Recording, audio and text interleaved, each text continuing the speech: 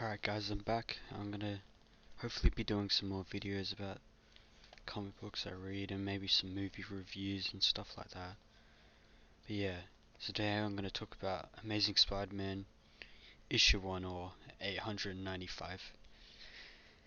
I, I don't know, it doesn't matter about, I don't care about relaunches as long as with the new writer and creative team. Like I'm kind of pissed off with Daredevil where they're relaunching it but it's the same writer. Oh well, it is what it is. But yeah, this book is well written. I will say that it's very. You feel the characters, you understand them. You're not just skipping over the pages. The dialogue works, the flow works, but there is a major issue. It feels too much like a classic Spider-Man story, like a stories that have been told before, basically. I think this is due to Nick Lowe, the editor, who opposes a lot of change, especially with the latest run where they were going to undo one more day and get Peter and MJ to marry, but now Nicholas, we gotta keep the status quo basically. But you're missing out on like some great stories, especially like Peter becoming a father, which would be great. Maybe in the long run that's what they're doing and they're just trying to mess with us, whatever. But I will say Zeb Wells does a fantastic job of like basically using all the crap that Nick Lowe's given him and turning out a good story.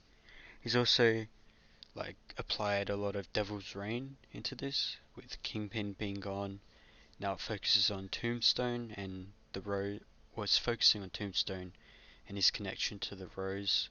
And if you don't know, that's Kingpin's son. So they're gonna build up the new empire. It's a bit like the Spider-Man games where you got new characters trying to take over the city. I'd say like Spectacular Spider-Man sorta. But yeah, it's a bit. I like. There's a parallel between Tombstone and Peter Parker. I think Wells is doing that really great. They're both running away from the truth. So you have Tombstone who's becoming more soft. He's becoming more like a proper father. You'd see him with I forgot Peter's roommate who's dating the son of a daughter of Tombstone. You can see him like, yeah, back in the day I would have killed you, but now I wouldn't. And you can see like he has his pet dog and stuff. He's becoming more human, which is something that obviously with his hard skin, like he's not used to change.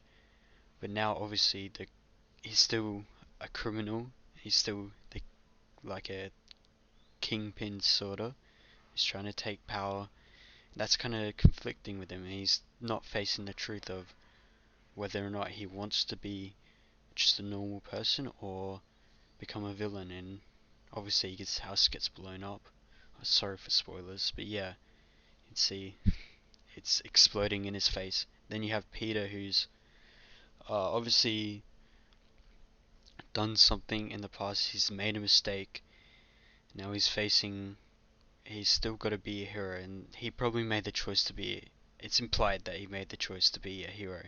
So now all of his life is just crashing in, as in the effects from him being a hero is really affecting him, and he's just not facing up to it. He's not opening up to people. He won't see Mary Jane because she's with someone else. I just thought it was kind of interesting, uh, the parallel, how both of them aren't facing the truth and trying to kind of avoid it, but it's like blowing up in their faces basically. So yeah, I think the issue is alright. We'll see how it goes on. It could be a great run. There are some like problems, like Gwen being brought back, which is a bit. It's just the same thing over and over. I'm sure it can be well written, but it's been happening a lot, and it's just there's not much you can do. Like, at least with Green Goblin coming back, you can tell a different story. While Gwen is just Peter's loss, and now he's even more sad. like, he, there's no new story being told. basically.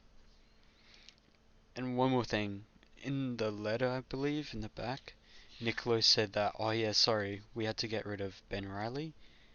It's like, because there's too many Spider-Man apparently. What is he on about? You don't have to make Ben a villain. You could not call him Spider-Man as well. He can still just be, give him a new name. You don't have to turn him, oh, he's now evil. It's just feels really lazy, and I don't think Miles. You can have three Spider-Man. They're probably well, I think everyone's hoping for Mayday Parker and uh, her sister. I forgot her name to return as well. So I don't see the problem with having multiple Spider-Man. And if there is a problem, you can just change the name. You don't have to kill them off or make them become a villain. I really don't like Niccolo basically, but over. Oh, one last thing, the art. I think it's good, but there are some panels that are not the best. They're just panels. Most of it is a good, really well drawn. Like it just has a very old style. So I don't know if some of the dialogue just doesn't land, and the way some of the humor, because it feels like it's from the 60s, sort of, because it's obviously he's emulating his father's art style, which is pretty classic. It's I don't know if it blends well with the modern dialogue. It's kind of a bit weird, but we'll see. Some of the art is excellent. Like it's a very small minor thing. I do wish they had have brought in a new artist, or they could have had.